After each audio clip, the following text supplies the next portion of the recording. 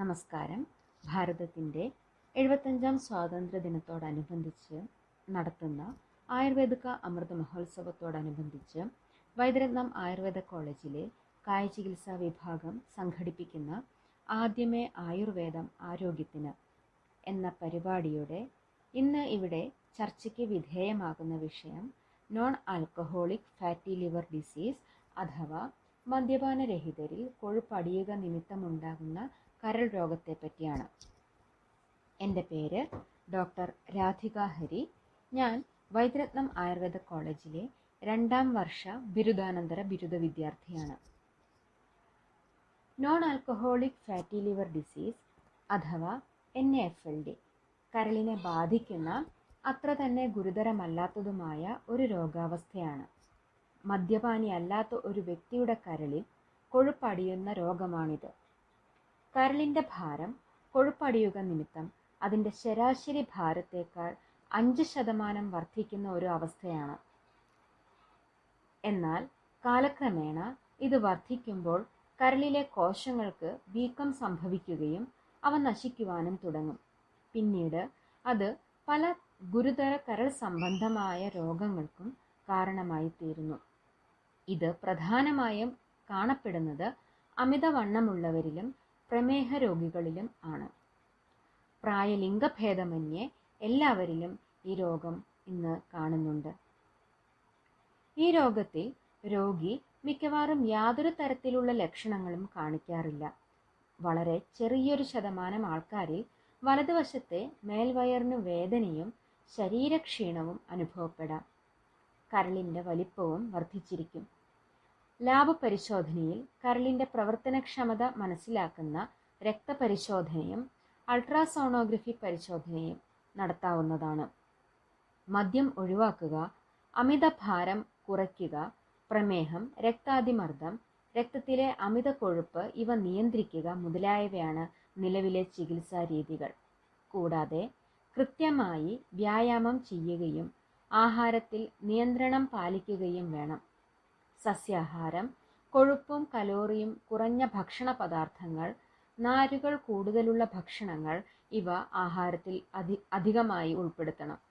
കൂടാതെ യഥാസമയം വൈദ്യനെ കണ്ട് രോഗാവസ്ഥയെ വിശകലനം ചെയ്യുകയും വേണം. ആയുർവേദത്തിൽ ഇത് ഒരു സന്ദർപ്പണജന്യ വ്യാധിയായിട്ടാണ് കണക്കാക്കുന്നത്. നമ്മുടെ ശരീരത്തിലുള്ള മേധസ് അമിതമായി കരളിൽ അടിയുക നിമിത്തമുണ്ടാകുന്ന രോഗാവസ്ഥയാണിത്. ദഹന വൈകല്യമാണ് ഇതിന് കാരണമായി വർത്തിക്കുന്നത്. അതുകൊണ്ട് തന്നെ ദഹനശക്തി ഉണ്ടാക്കുകയും അടിഞ്ഞിരിക്കുന്ന കൊഴുപ്പിനെ ഇല്ലാതാക്കുകയും അടുത്ത ഒരു രോഗാവസ്ഥയിലേക്ക് അഥവാ വ്രണാവസ്ഥയിലേക്ക് കടക്കുന്നത് തടയുകയും ചെയ്യുന്ന ഒരു ചികിത്സാ രീതിയാണ് ആയുർവേദം അനുശാസിക്കുന്നത്. Thank U.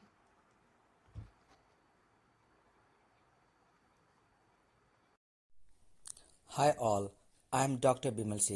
working as Senior Specialist Medical Officer in Ramavarma District Ayurveda Hospital, Thrissur. I treat non-alcoholic fatty liver disease based on principles of reducing kapha within the pitta sthana, detoxifying the body, controlling the comorbidities like diabetes, thyroid dysfunction, etc., and suggesting a healthy daily lifestyle. Regarding reducing the kapha within in the pitta sthana, Rushnapachana drugs will be suggested. For this, Gandharvasthadi Kashayam with Vaishwanara Churnam, Vashagulichadi Kashayam, etc. will be prescribed. In fatty liver disease, definitely there will be dysfunction of the liver and toxins will be accumulated in the body. To eliminate it, detoxifying drugs like Padolocadone Kashayam will be suggested. The patient will be asked to boil 2 to 3 teaspoons of Padolocadone Kashayam Sushma Churnam in 2 to 3 liters of water and use it for drinking purpose. And Dushivishari Guligya also will be prescribed. And controlling the comorbidities, the sugar levels and the thyroid levels should be brought to optimal level through proper medications.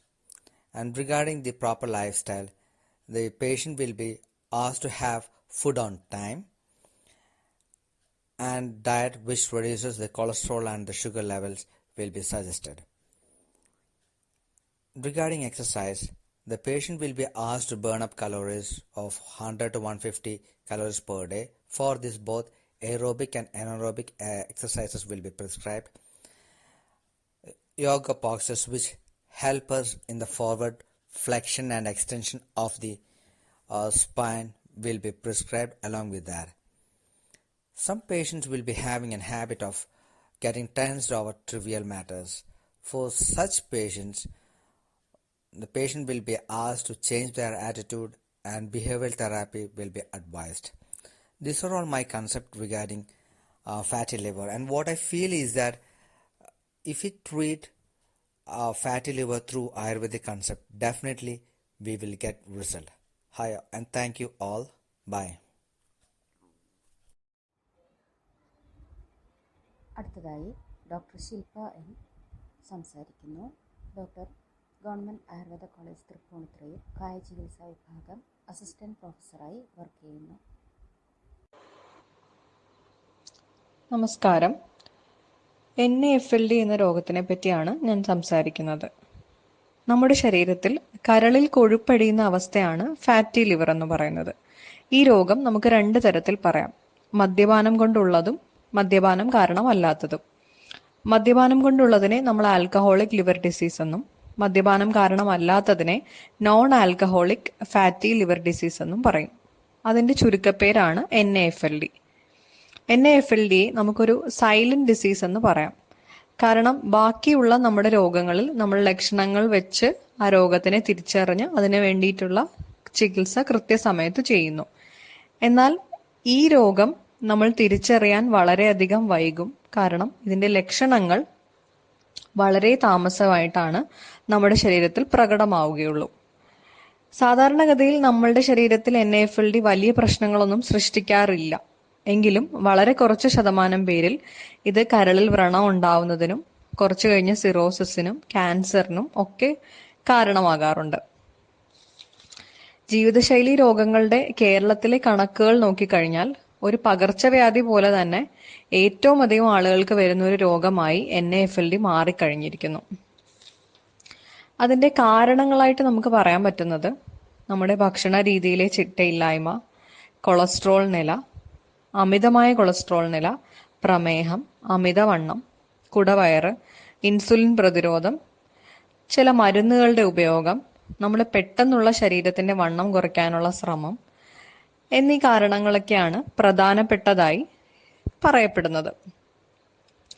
ഇനി ലക്ഷണങ്ങളെ നമ്മൾ നോക്കുമ്പോൾ ഈ അസുഖത്തിന് ഞാൻ നേരത്തെ സൂചിപ്പിച്ചതുപോലെ തന്നെ പ്രത്യേകിച്ച് യാതൊരുവിധ ലക്ഷണങ്ങളും ഇതിന്റെ ആദ്യത്തെ സ്റ്റേജുകളിൽ കാണിക്കാറില്ല. അതുകൊണ്ട് തന്നെ നമ്മൾ രോഗം കണ്ടെത്താൻ വൈകുകയും ഈ രോഗം ഉപദ്രവങ്ങളിലേക്ക് പോവുകയും ചെയ്യാറുണ്ട്. എന്നാൽ ചില രോഗികളിൽ മാത്രം കരളിന്റെ ഭാഗത്ത് വേദന, വിശപ്പില്ലായ്മ, ഛർദി, തലകറക്കം എന്നീ ലക്ഷണങ്ങളൊക്കെ കാണിക്കാറുണ്ട്. ഈ മറ്റു രോഗങ്ങളെ പോലെ കണ്ടെത്താൻ എളുപ്പമായ ഒരു രോഗമല്ലാത്തത് കൊണ്ട് കരളിന്റെ പ്രവർത്തനങ്ങളെ വളരെയധികം ബാധിച്ചിട്ടായിരിക്കും നമ്മൾ തിരിച്ചറിയുന്നത്. അതിനാൽ നമ്മൾ സാധാരണ രീതിയിൽ രക്തപരിശോധന നടത്തുമ്പോൾ LFT എന്ന ടെസ്റ്റ്, ലിവർ ഫംഗ്ഷൻ ടെസ്റ്റുകളും അതുപോലെ തന്നെ ലിവറിന്റെ ഈ കൊഴുപ്പടിയുന്ന അവസ്ഥ അറിയാൻ വേണ്ടിയിട്ട് നമ്മൾ സ്കാനുകൾ, USG അബ്ഡോമിനൽ സ്കാന്, അതേപോലെ തന്നെ CT സ്കാന്, അങ്ങനെയുള്ള സ്കാനുകളും ഒക്കെ പരിശോധിച്ചു കഴിഞ്ഞാൽ ഒരു പരിധിവരെ നമുക്കിതിനെ നേരത്തെ കണ്ടെത്താൻ സാധിക്കുന്നതാണ്. എന്നാൽ കൃത്യസമയത്ത് അറിയാതെ പോകുമ്പോൾ ഇതുകൊണ്ട് വരുന്ന ഉപദ്രവങ്ങൾ എന്ന് പറയുന്നത് വളരെയധികം ഉപദ്രവങ്ങൾ ഉണ്ടാവാറുണ്ട്. അതിൽ NAFLD കഴിഞ്ഞ് NASH എന്ന് പറഞ്ഞ ഒരു അവസ്ഥയിലേക്ക് പോകാറുണ്ട്. നോൺ ആൽക്കഹോളിക് സ്റ്റിയാറ്റോ ഹെപ്പറ്റൈറ്റിസ് എന്ന് പറയുന്നത്. അത് കൊഴുപ്പടിയുന്നതോടൊപ്പം തന്നെ കരളിന് വ്രണങ്ങളും അതുമൂലം കരളിന്റെ പ്രവർത്തനങ്ങളെ ബാധിച്ച് കേടുപാടുകളും ഉണ്ടാക്കുന്ന അവസ്ഥയാണ്. നാഷിൽ നിന്നും ലിവർ സിറോസിസിലേക്കും ലിവറിന്റെ ക്യാൻസറിലേക്കും ഒക്കെ പോകാൻ സാധ്യതയുണ്ട്. ഇത് കൂടാതെ മറ്റൊരു വലിയ ഉപദ്രവമാണ് NAFLD മൂലം ഉണ്ടാകുന്ന ഹൃദ്രോഗം. കാരണം NAFLD എന്ന് പറയുന്ന രോഗം എപ്പോഴും പ്രമേഹം, അമിതമായ കൊളസ്ട്രോൾ നില, അതേപോലെ തന്നെ രക്താതിമർദ്ദം, ഇത് മൂന്നുമായും ബന്ധപ്പെട്ട് കിടക്കുകയാണ്. അതുകൊണ്ട് പഠനങ്ങൾ നോക്കിയാൽ NAFLD വരുന്ന രോഗികളിൽ ഏകദേശം 38% രോഗികളും ഹൃദയത്തിന്റെ തകരാറു മൂലമാണ് മരണപ്പെടുന്നതെന്നാണ് പുതിയ പഠനങ്ങൾ സൂചിപ്പിക്കുന്നത്. നമ്മൾ ചികിത്സയിലേക്ക് പോകുമ്പോൾ ഒരു ജീവിതശൈലി രോഗമായതുകൊണ്ട് തന്നെ ചിട്ടയായ ആഹാരക്രമവും വ്യായാമവും ശരീരത്തിന് നൽകിയാൽ തന്നെ രോഗം പരിപൂർണമായിട്ടും നമുക്ക് ഭേദമാക്കാൻ പറ്റും. നമ്മുടെ ഭക്ഷണ പദാർത്ഥങ്ങളിൽ നിന്ന് കലോറി അധികമായിട്ടുള്ള ഭക്ഷണങ്ങൾ, അമിതമായി പഞ്ചസാര അടങ്ങിയത്, ഷുഗർ, ഫ്രക്ടോസ് കണ്ടന്റ് കൂടിയതും അതേപോലെ തന്നെ ആഡഡ് ഷുഗേഴ്സ് ഉള്ള ഭക്ഷണങ്ങളും ഒഴിവാക്കാം. അമിതമായ കൊഴുപ്പ് കൂടിയ ആഹാരങ്ങൾ ഒഴിവാക്കാം. അതുപോലെ തന്നെ രാവിലെ, ഉച്ചയ്ക്ക്, രാത്രി എന്നുള്ള ഭക്ഷണക്രമം അല്ലാതെ ഇടയ്ക്കിടെ ഭക്ഷണം കഴിക്കുന്ന നമ്മളുടെ ശീലവും ഒഴിവാക്കാമെങ്കിൽ ഒരു പരിധിവരെ ഇതിന്റെ ആഹാര രീതിയെ നമുക്ക് ചിട്ടപ്പെടുത്താം. അതുപോലെ തന്നെ വ്യായാമത്തിന് വളരെയധികം പ്രാധാന്യം കൊടുക്കാം. ദിവസം മിനിമം 30 മിനിറ്റ് എങ്കിലും നമുക്ക് വ്യായാമം ചെയ്തു കഴിഞ്ഞാൽ ശരീരത്തിൽ അടിഞ്ഞുകൂടുന്ന കൊഴുപ്പുകളെ അകറ്റാൻ പറ്റും. അതുപോലെ തന്നെ ഇതിനോടനുബന്ധിച്ചുള്ള മറ്റു റിസ്ക് ഫാക്ടേഴ്സിനെയും കൃത്യമായി ശ്രദ്ധിച്ചു കൊണ്ടുപോകേണ്ടതാണ്. അതായത് പ്രമേഹം, രക്താതിമർദ്ദം, കൊളസ്ട്രോൾ എന്നിവയും. ആയുർവേദ ചികിത്സയെ സംബന്ധിച്ചിടത്തോളം ആയുർവേദ ചികിത്സ അഗ്നിക്ക് പ്രാധാന്യം നൽകുന്ന ചികിത്സയാണ്. അതിനാൽ അഗ്നിയെ കൃത്യമായി നിലനിർത്തിക്കൊണ്ട് അമിതമായി അടിഞ്ഞുകൂടുന്ന കൊഴുപ്പിനെ നമുക്ക് ഔഷധങ്ങൾ കൊടുത്ത് മാറ്റാൻ കഴിയുന്നതാണ്. അത് ഒരു വളരെയധികം ശാസ്ത്രത്തിൽ ജ്ഞാനമുള്ള ഒരു വൈദ്യന്റെ അടുത്ത് നിന്ന് തന്നെ ഇത് മരുന്നുകൾ എടുക്കേണ്ടതാണ്. അതല്ലെങ്കിൽ കൂടുതൽ ഉപദ്രവങ്ങളിലേക്ക് പോകാനുള്ള സാധ്യതയുണ്ട്. ഇങ്ങനെയൊക്കെ ചെയ്തു കഴിഞ്ഞാൽ നമുക്ക് ഈ രോഗിയെ ഉപദ്രവങ്ങളിൽ നിന്നും രക്ഷിക്കാൻ കഴിയുന്നതാണ്. ഡോക്ടർ ശ്രീദേവി TSന്റെ വാക്കുകളിലേക്ക്. Non alcoholic fatty liver disease ഇന്ന് പൊതുവായി കണ്ടുവരുന്ന കരൾ രോഗങ്ങളിലൊന്നാണ് ഫാറ്റി ലിവർ ഡിസീസ്. കരളിൻ്റെ ഉള്ളിൽ കൊഴുപ്പ് അടിഞ്ഞുകൂടി കരൾ വലിപ്പം കൂടി വരുന്ന ഒരവസ്ഥയാണിത്. ഇതിന് പ്രധാനമായും 2 കാരണങ്ങളാണുള്ളത്. അതിലൊരു കാരണം അമിതമായ മദ്യപാനമാണ്. ആൽക്കഹോൾ കാരണമല്ലാതെയും ഫാറ്റി ലിവർ ഡിസീസ് ഉണ്ടാകുന്നുണ്ട്. ഇതിനെ non alcoholic fatty liver disease അഥവാ NAFLD എന്ന് പറയുന്നു. ജീവിതശൈലിയിൽ വരുന്ന മാറ്റങ്ങളാണ് ഈ രോഗം ഉണ്ടാകുന്നതിൻ്റെ പ്രധാന കാരണം. അവ ഏതെല്ലാം എന്ന് നോക്കാം. വ്യായാമമില്ലായ്മ, ഫാസ്റ്റ് ഫുഡിൻ്റെ അമിതമായ ഉപയോഗം, മറ്റ് അൺഹെൽത്തി ഫുഡ് ഹാബിറ്റ്സ് തുടങ്ങിയവയാണ് ഇതിനുള്ള കാരണങ്ങൾ.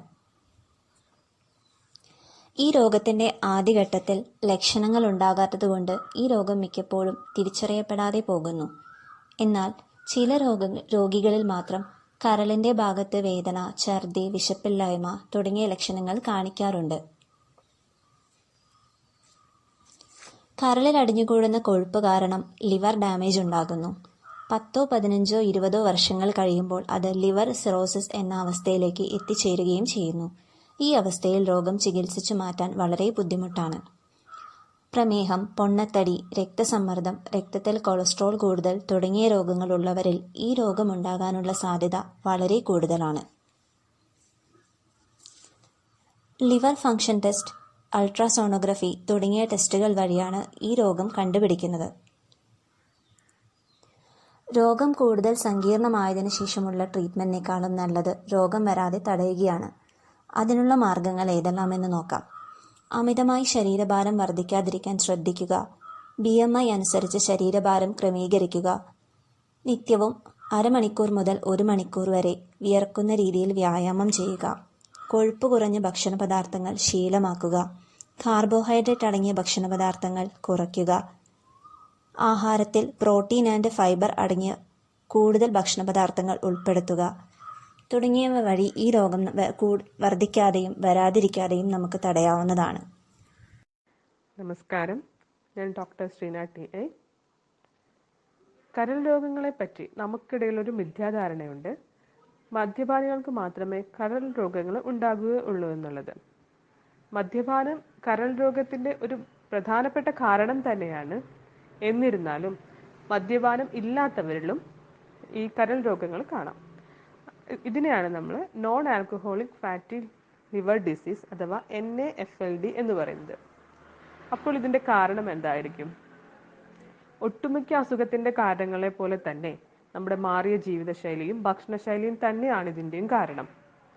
ഇതുമൂലം, അതായത് ഈ ഭക്ഷണശൈലിയും ജീവിതശൈലിയിൽ ഉണ്ടാകുന്ന മാറ്റം മൂലം അമിതമായിട്ടുള്ള ശരീരഭാരം അഥവാ ഒബീസിറ്റി, രക്തത്തിൽ കൊഴുപ്പടിയുക അഥവാ ഡിസ്ലിപ്പിഡിമിയ, അമിതമായിട്ടുള്ള രക്തസമ്മർദ്ദം അഥവാ ഹൈപ്പർ ടെൻഷൻ, പ്രമേഹം അഥവാ ടൈപ്പ് 2 ഡയബറ്റിസ് മെലിറ്റസ് തുടങ്ങി സ്ത്രീകളിൽ കാണുന്ന PCOS അഥവാ പോളിസിസ്റ്റിക് ഒവേറിയൻ സിൻഡ്രോം എന്നീ രോഗങ്ങൾ കരളിൽ കൊഴുപ്പടിഞ്ഞുകൂടുന്നതിന് കാരണമാകുന്നു.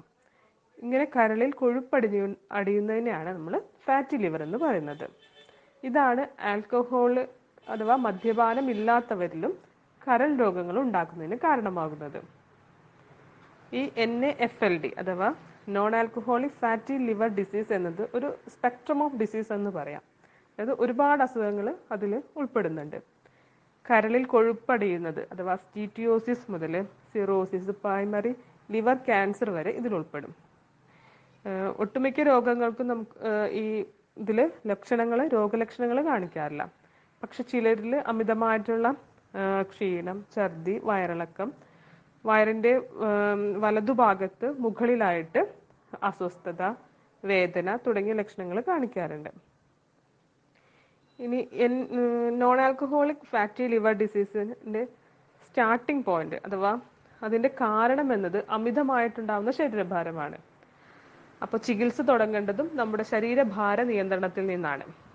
ശരിയായിട്ടുള്ള ദിനചര്യ, ശരിയായിട്ടുള്ളതും മിതമായിട്ടുള്ള ഭക്ഷണം, കൊഴുപ്പടങ്ങിയ ആഹാരങ്ങൾ ഒഴിവാക്കുക, മധുരം തീരെ കുറയ്ക്കുക, ചെറിയ ചെറിയ വ്യായാമങ്ങൾ ശീലിക്കുക എന്നീ തുടങ്ങിയ കാര്യങ്ങൾ നമുക്ക് സ്വീകരിക്കാവുന്നതാണ് ശരീരഭാര നിയന്ത്രണത്തിനായിട്ട്.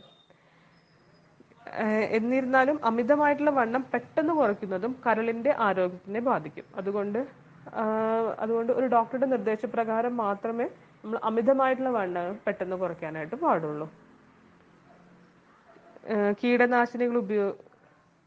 കീടനാശിനികൾ ഉപയോഗിക്കാത്ത പഴങ്ങൾ, പച്ചക്കറികൾ എന്നിവ ശീലിക്കുക.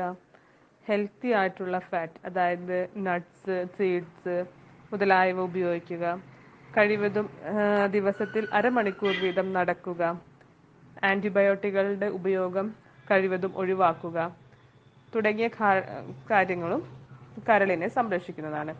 കീഴാർനെല്ലി, നെല്ലിക്ക, പച്ചമഞ്ഞൾ തുടങ്ങിയവ നമ്മുടെ നിത്യജീവിതത്തിൽ ഭക്ഷണത്തിൽ ഉൾപ്പെടുത്തുന്നതും കരളിനെ ഗുണം ചെയ്യും. നന്ദി. Good morning. Myself Dr. Harishma, here to discuss about one of the common lifestyle disorder in present era, that is non-alcoholic fatty liver disease or otherwise called NAFLD.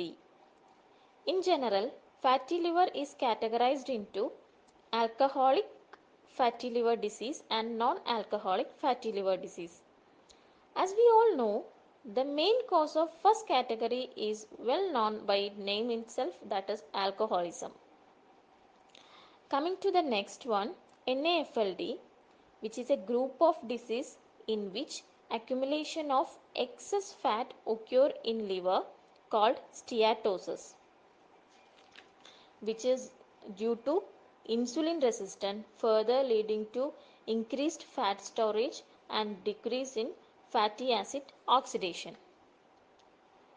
NAFLD is mainly occur due to obesity, diabetic mellitus, patients with increased cholesterol level, increased triglyceride level, etc., which include under dyslipidemia, and patient with some drug intake, and also due to some other metabolic disorder.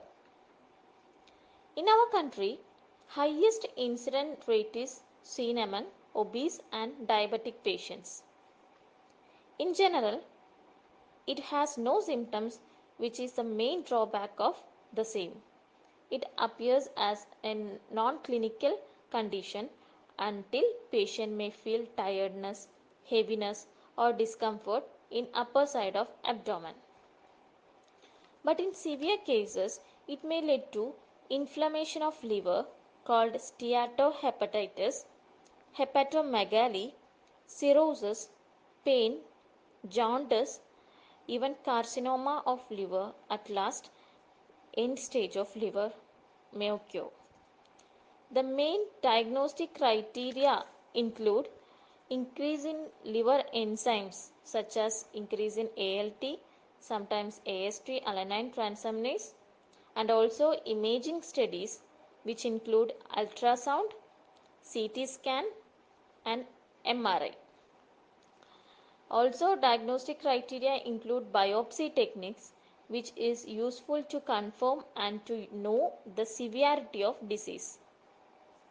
Treatment include maintain a healthy diet, control blood glucose level, exercise, and also symptomatic management. In Ayurveda, NAFLD or fatty liver disease, non-alcoholic fatty liver disease, can be correlated with Yagruth Roga or Yagrudodara, in which Agni Vaishamyam is considered as main nidana. Correction of acne leading to decrease in the accumulation of fat. Now I would like to share a clinical experience of a 30-year-old female patient. As I mentioned earlier, in most of the cases it is non-symptomatic. That was the same happened in this case too.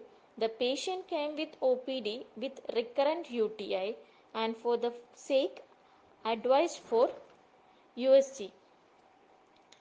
The results show increase in echogenicity, that is starting stage of grade 1 fatty liver. The patient was advised with diet restrictions, active lifestyle and Ayurvedic medication Vasagulujiadi Kashayam, and also advised to take lukewarm water mixed with a pinch of turmeric powder and pepper powder in empty stomach at early morning for 3 months continuation. After the duration of medicine, the new scan report shows a promising result that the size of the liver become normal and no other abnormality shown. In higher grade of fatty liver, medicines such as Vasagulujiadi Kashayam, Drakshadi combination and Vyoshadi Gugulu, Leaf 52, etc. shown drastic result in clinical experience. So that early detection and proper treatment at proper time will never lead to further complication such as cirrhosis, carcinoma, jaundice, etc. I would like to remind a small or good healthy changes in lifestyle can prevent 50% of non-alcoholic fatty liver disease patients. So be one among them. Thank you. Stay safe.